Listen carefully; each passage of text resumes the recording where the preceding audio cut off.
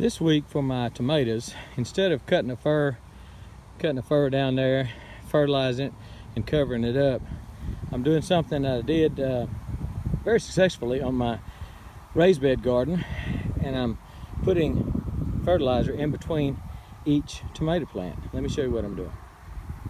So we are between the tomato cages. I mean, each one of these is a tomato cage. I think you can see that.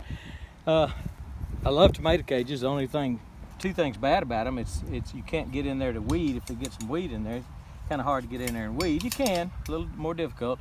And I like to fertilize a little closer to the plant. So what I do, dig out a little trench, and I put in about maybe 2 to 3 tablespoons of fertilizer. That's triple 13. Cover it up, and that gets it real close enough to the roots to benefit but not hurt them. This is the end of the row, so you can see a little bit better, but I'll just come in here like this between the plants, put in about maybe 3 tablespoons, maybe 2, whatever that was. Don't measure. Cover it up.